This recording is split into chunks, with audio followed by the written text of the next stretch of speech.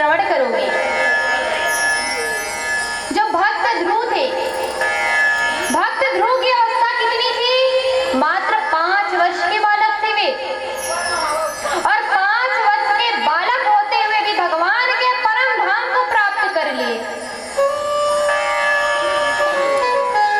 तो क्या हम भगवान के परम धाम को प्राप्त नहीं कर सकते?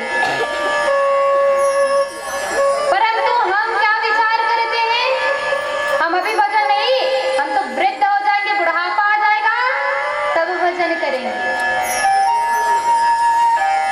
आप सभी भगवान को पुष्प अर्पण करते हो ना? तो क्या कोई बासी पुष्प अर्पण करता है क्या? नहीं, क्योंकि प्रभु को भी बासी पुष्प अच्छा नहीं लगता, उन्हें भी ताजा पुष्प ही अच्छा लगता है। तो बाल्यावस्था जो उम्र रहती है ना, वह ताजा पुष्प के समान होता है, और हमें अपने बच्चों को बाल्यावस्था से ही भगवान के चरणारविंद में आश्रय दे देना चाहिए। अगर वृद्ध का इंतजार करोगे, किसी के पास गारंटी कार्ड है क्या कि हम 100 साल जिएंगे, 80 साल जिएंगे? अगले ही पल का मनुष्य को भरोसा नहीं है, नहीं है ना? फिर हम यह क्यों विचार करते हैं कि हम वृद्ध हो जाएंगे तब भजन करेंगे? वृद्ध अवस्था में तो हम एक स्थान पर बैठ ही नहीं पाएंगे, और मुख से राम बोलोगे तो आम निकलेगा। बोलो राधे राधे, सत्य बात है ना? राम बोल के देख लेना, जब वृद्ध हो जाओगे तो आम ही निकलेगा। इसीलिए हमें भजन तो बाल्यावस्था से ही करना चाहिए। भजन कर मस्त जवानी में, बुढ़ापा किसने देखा है? किसी ने अपना बुढ़ापा देखा है क्या? नहीं। तो हमें भजन किस उम्र में करना चाहिए? बाल्यावस्था से ही हमें भजन करना चाहिए, भगवान के शरण में ग्रहण करना चाहिए। भक्त ध्रुव 5 वर्ष के थे, उनके पिता थे उत्तानपाद, जो मनु महाराज शत्रुपा के पुत्र थे। उत्तानपाद का अर्थ क्या होता है? उद्धव पादव यशः उत्तानपाद, जिनके पैर ऊपर हो और सिर नीचे हो, वह जीव को ही हम उत्तानपाद कहते हैं। इस उत्तानपाद की महाराज 2 रानियां थी। बड़ी रानी का नाम था सुनीति, और छोटी रानी का नाम था सुरुचि। सुनीति का अर्थ होता है सुष्टु वेद शास्त्र अनुकूला यस्य सा सुनीति, जो धर्म के मार्ग पर चले, वेद शास्त्रों के मार्ग पर चले, उनका नाम है सुनीति।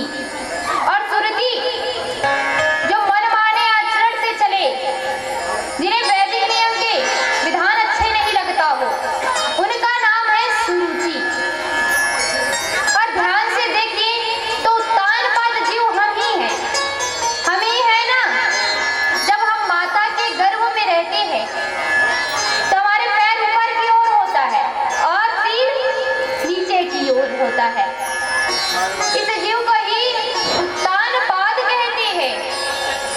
और हमें भी सुनीति के मार्ग में चलना अच्छा नहीं लगता, सुरुचि के मार्ग में चलना अच्छा लगता है। राजा उत्तानपाद ने अपनी बड़ी रानी सुनीति का त्याग कर दिया था और सुरुचि से बहुत प्रेम करता था। आप विचार से देखिए, सुनीति और सुरुचि में सु को हटा दीजिए, सुनीति में नीति हो गया और सुरुचि में रुचि हो गया। और हम इस जीव को भी वैदिक विधान, वेद शास्त्र मार्ग पर चलना अच्छा नहीं लगता है। नीति कहती है धर्म से हमें धन कमाना चाहिए, परंतु सुरुचि कहती है, रुचि कहती है अरे लक्ष्मी जी है, आ गए तो आने दो। ये नीति की बात को छोड़ो, भगवान है तुम्हें दिखाई क्यों नहीं दे रहे हैं? और भगवान अभी किस ओर देख रहे हैं? और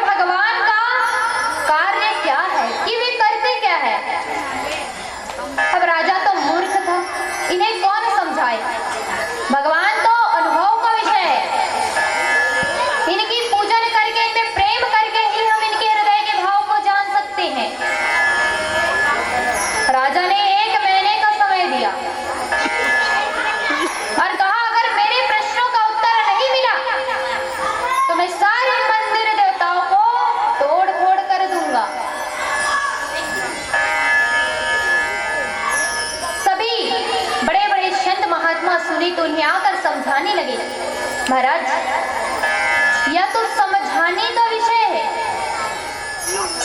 भगवान को तो समझने के विषय है।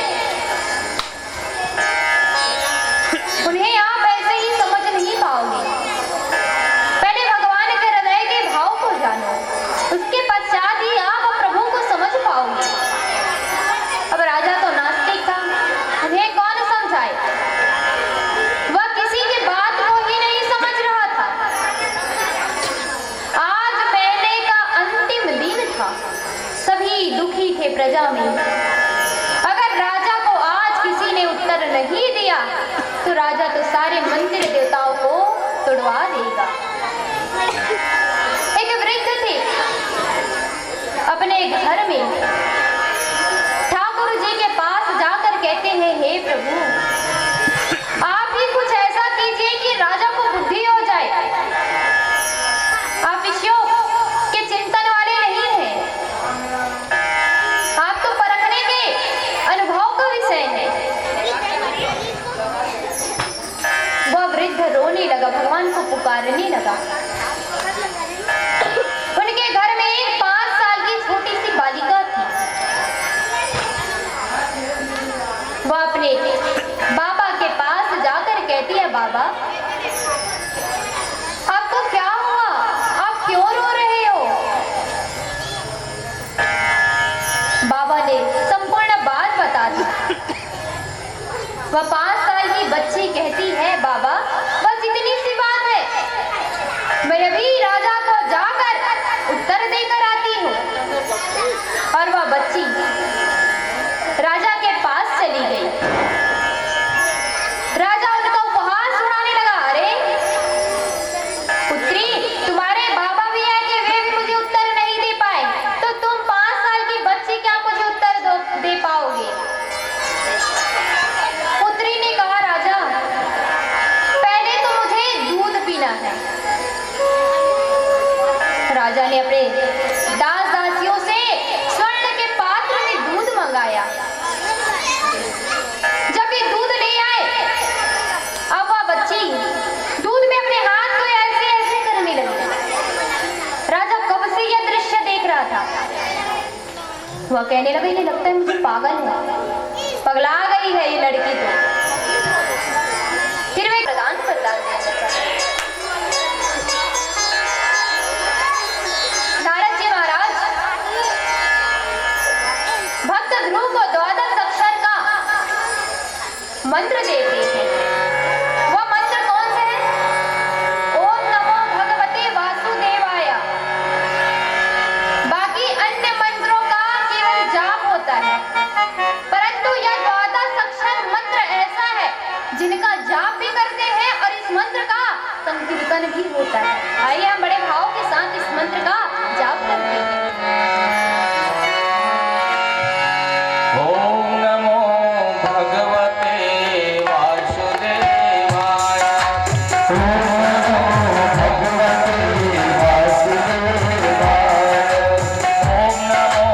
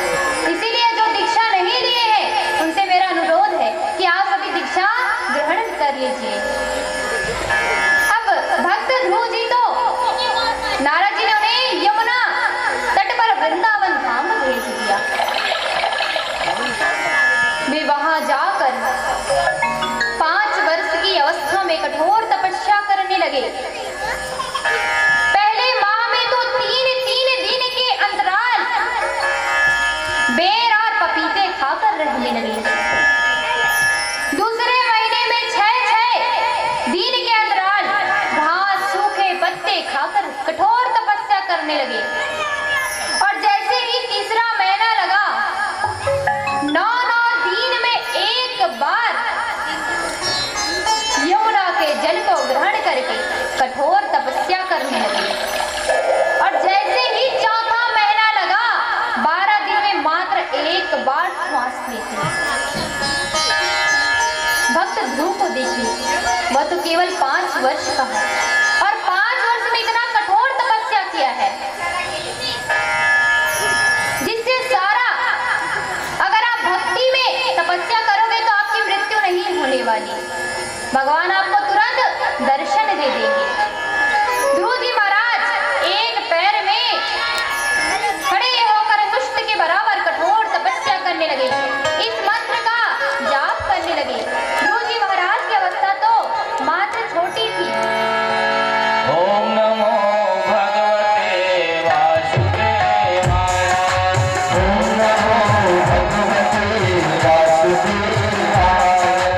ओम नमो भगवते वासुदेवाय। ओम नमो भगवते वासुदेवाय। जय हो।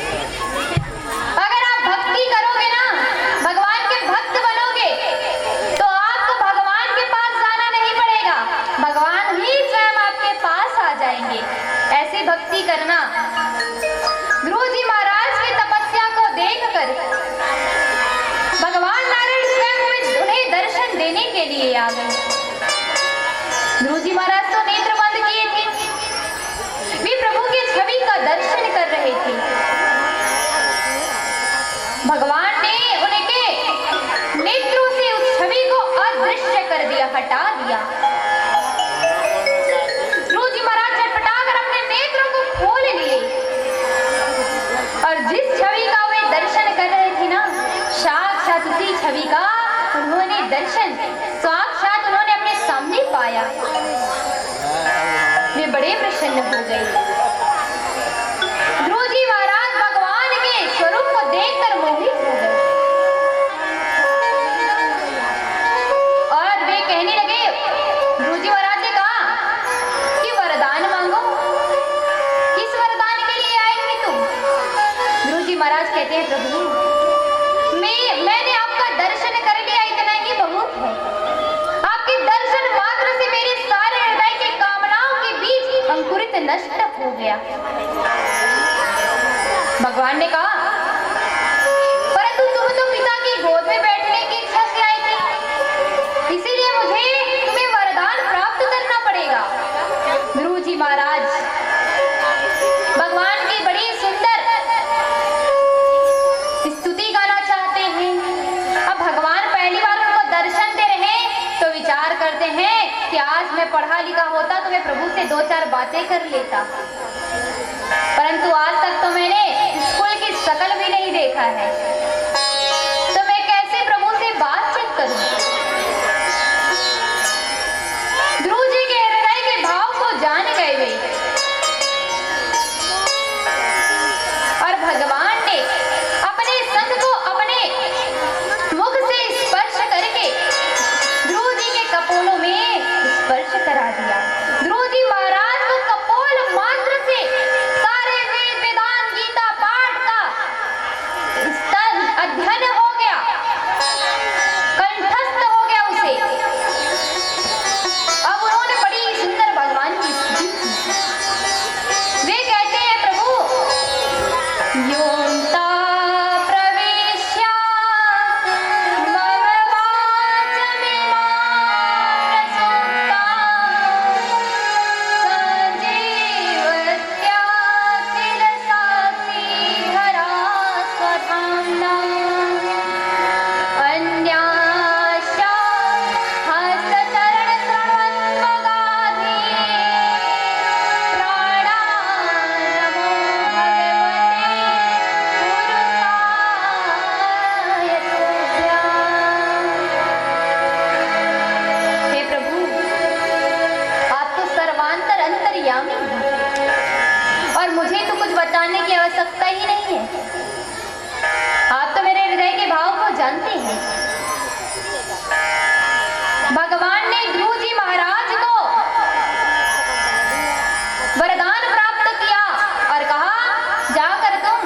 राज सिंहासन पर बैठ जाओ।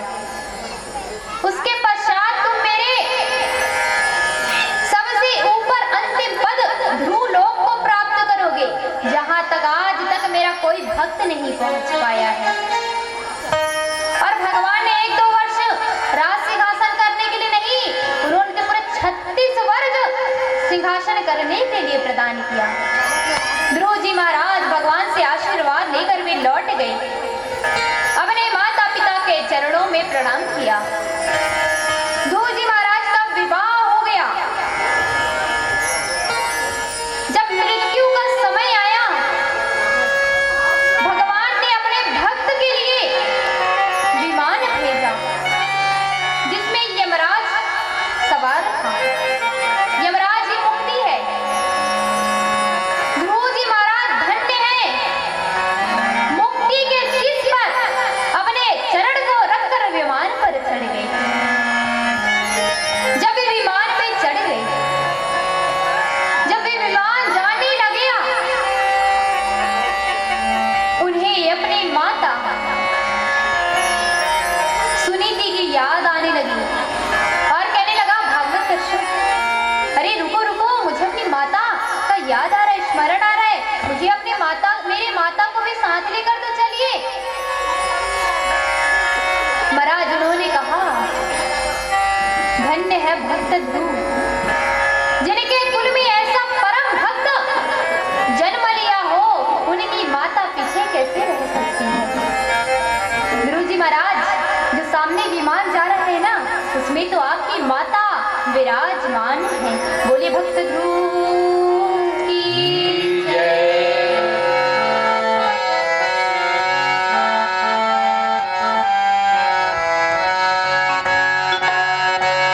दीन दयाल भरोसे तेरे, दीन दयाल भरोसे तेरे, दीन दयाल भरोसे तेरे, दीन दयाल भरोसे तेरे।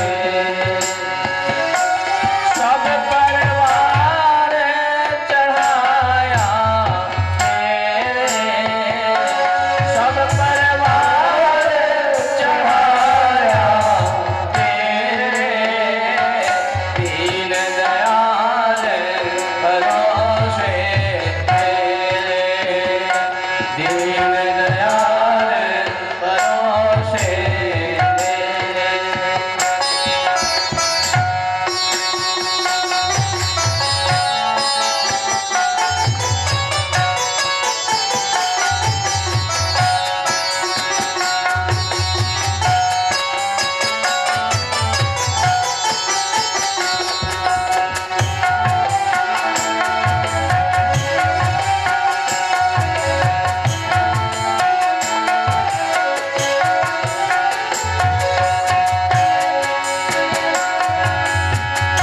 नाम जपो ही ऐसे ऐसे, मंगल विषदस राम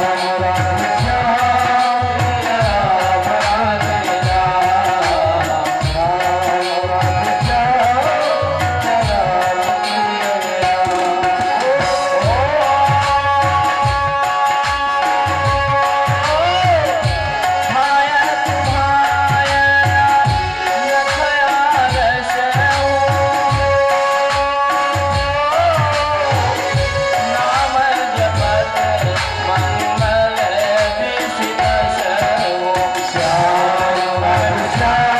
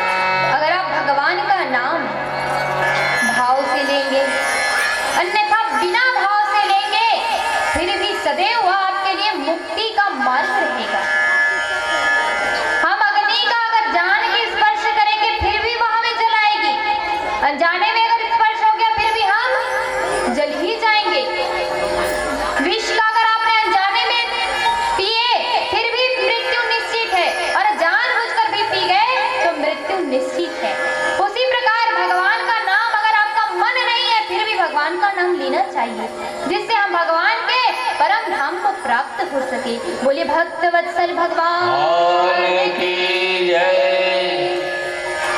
इन्हीं ध्रुव जी महाराज के वंश में आगे चलकर अंग नाम के राजा हुए है, उन्हीं के अनुसार उन्हें अगला जन्म प्राप्त होता है। अब पुरंजनी का स्मरण किया तो वह इस जन्म में स्त्री बना। इस जन्म में वह पुरंजन स्त्री बना, जिनका नाम पड़ा वैदर्भी। इनका विवाह पांडे नरेश मल्यध्वज के साथ हुआ।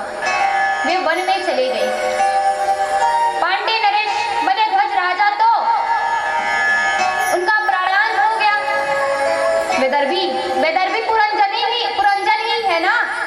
वह विचार करने लगा, मैं भी अपने पति के साथ सती हो जाता हूँ। और वह अपने पति के पास चले गया।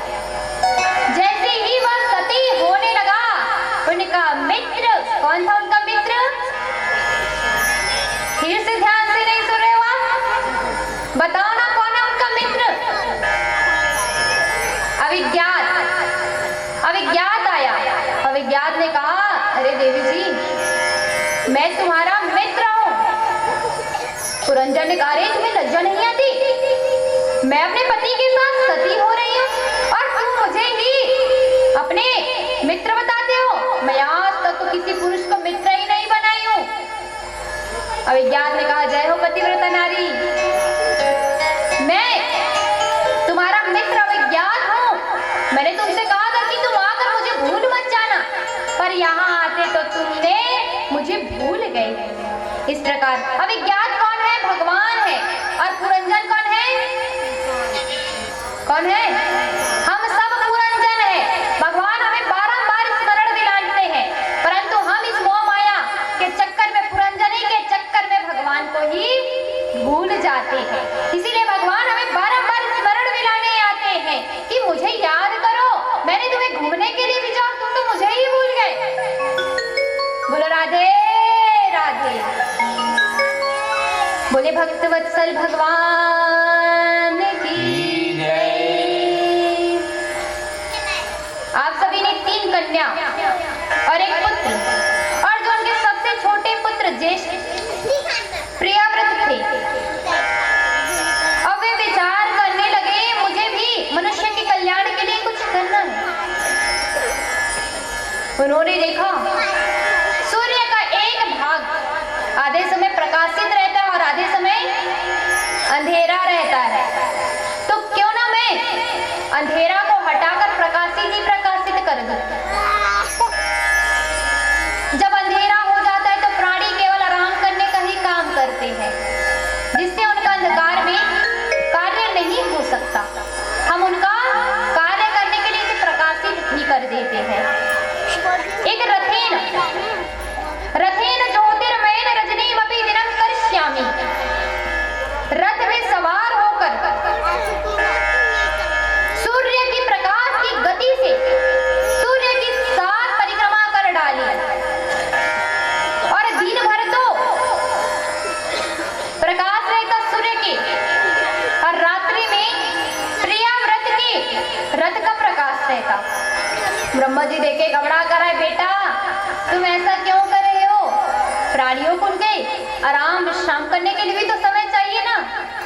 और भगवान ने सृष्टि की है, उन्होंने बहुत सोच समझ कर की है। भगवान इस संसार में कुछ भी वस्तु व्यर्थ नहीं बनाते हैं, सब कुछ बिल्कुल सोच समझ कर बनाते हैं। सब्जी में नमक डालना भूल गए तो सब्जी बिल्कुल खराब हो गई, बेकार हो गई, सभी मजाक उड़ाने लगे। दूसरे दिन इतना ध्यान रखे कि नमक को सब्जी की जगह खीर में डाल दिए, सब खीर भी पूरी कड़वी हो गई। अब तीसरे दिन विचार किए, ये नमक का ही सारा दोष है, उसे नमक को हम फेंक दिए, परंतु दोष किसका है? हमारा। हम उसका उपयोग करना नहीं जान रहे हैं, तो दोष नमक का नहीं, हमारा ही है।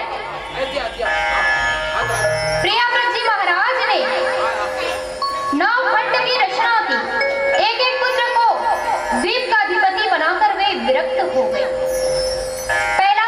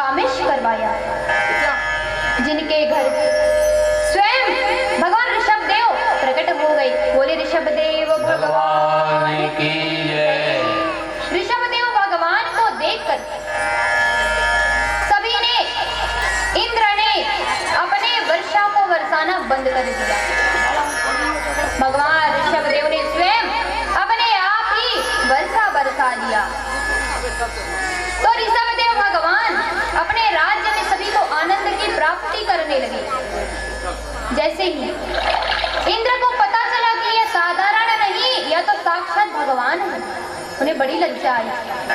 भगवान ऋषभ देव की 100 पुत्र हुए, 9 पुत्र 9 योगेश्वर संवाद में चले गए। आगे की आप कथा श्रवण करेंगे। और 9 राजा बन गए। और जो सबसे बड़े पुत्र थे, जिनका नाम था भरत, जिनके प्रताप से ही इस अजनाब खंड का नाम भारत वर्ष पड़ा। बोलिए भारत देश की जय। भारत का अर्थ क्या है? भारत, भा भगवान, रत मतलब प्रेम, आदर, भगवान का जहाँ आदर हो, प्रेम हो, भारता नाम भक्ति भारतम, उसी को तो भारत देश कहते हैं। बोले भागवत भगवान की जय। तत्पश्चात मैं अपनी वाणी को यही विश्राम देती हूँ। कल आप सभी नरकों का वर्णन श्रवण करेंगे। जो जो पाप करता है उसी के प्रकार उन्हें नरक लोक में ले जाया जाता है। सभी नोट लेकर आना और सभी नोट करते जाना। जो जो पाप करता है उसको नोट करते जाना। उसी के प्रकार आपको यम के दूत वहाँ दंड देंगे। और प्रहलाद जी महाराज जो दैत्य कुल में प्रकट होकर भी भगवान के धाम को प्राप्त कर लिए। आइए अपने अपने स्थान से खड़े हो जाइए, आरती में प्रवेश करते हैं। पहले भजन होगा, सभी आनंद लेंगे, उसके पश्चात आरती होगी। अपने स्थान से सभी खड़े हो जाइए। बोलो राधे राधे। आरती तैयारी कर लीजिएगा। आइए एक भजन मैं गा देता हूँ, उसके बाद हमारे ये कलाकार आए हैं, वो लोग फिर आप लोगों को सुंदर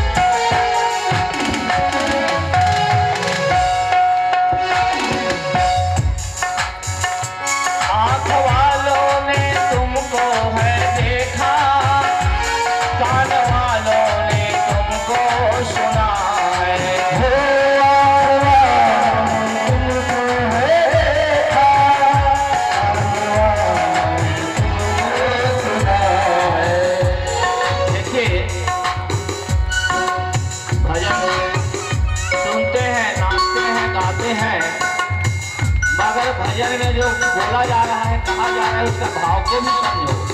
ये भजन में क्या भाव बोल रहे हैं? बहुत आँख वालों ने तुमको है देखा, कान वालों ने तुमको सुना है। तुमको है देखा, कान वालों ने तुमको सुना है। आँख वालों ने तुमको है देखा, कान वालों ने तुमको सुना है, मगर तेरा दर्शन उन्हीं को हुआ है।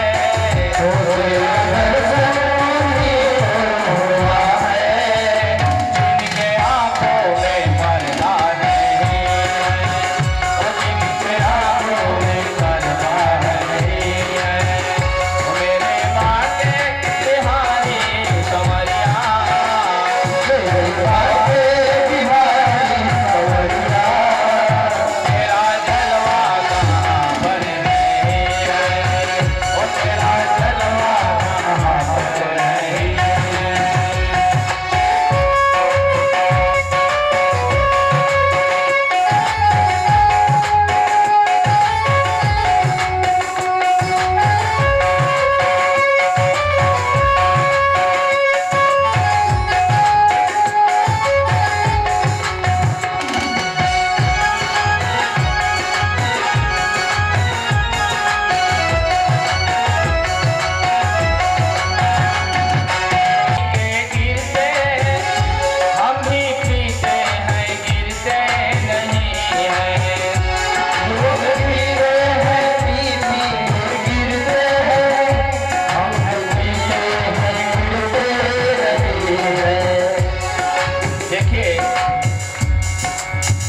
भजन के भाव में कहा है लोग पीते हैं। अब किस पीने वाले की बात कर रहे हैं आप समझ गए होंगे। वो पीने वाले गिरते हैं, हम भी पीते हैं मगर गिरते नहीं हैं, क्योंकि हम तो पीते हैं, हम तो पीते हैं सत्संग का प्याला। हम तो पीते हैं सत्संग का प्याला। कोई अंगूरी मदिरा नहीं है, कोई अंगूरी मदिरा नहीं है। ओ मेरे वाके बिहारी संवरिया, मेरे वाके बिहारी संवरिया, तेरा जलवा तेरा जलवा छोड़े हैं।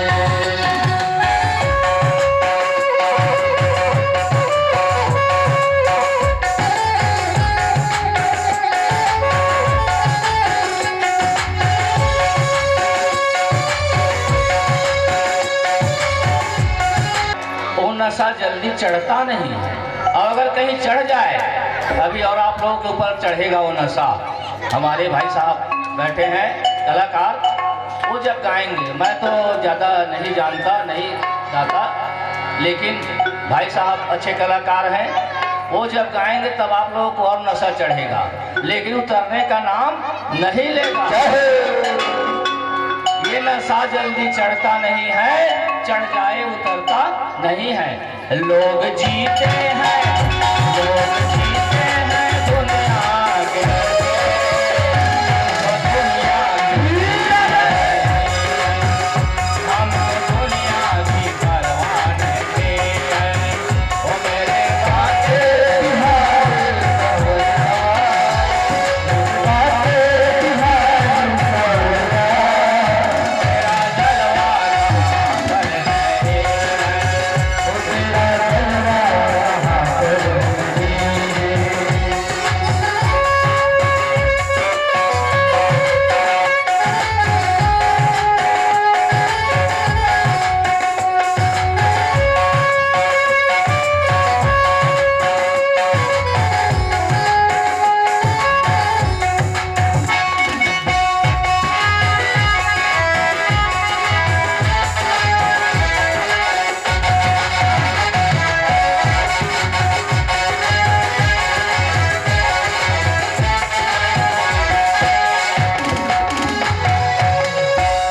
अंतिम में कहा गया, सुबह शाम मैंने तुमको पुकारा, तेरे नामों का लेकर सहारा।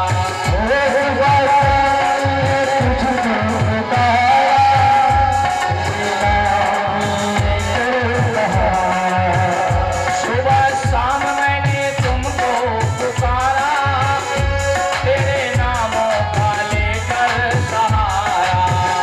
तेरे नामों का लेकर सहारा। सुबह शाम मैंने तुमको पुकारा, तेरे नामों का लेकर सहारा, और तेरे भक्ति पे जलाई रही है। भक्ति जीवन में तो जाए, फिर भी जलाई रही। कृष्ण को गोकुल से राधे को वरदाने से बुलाई रही है। दोनों करो जो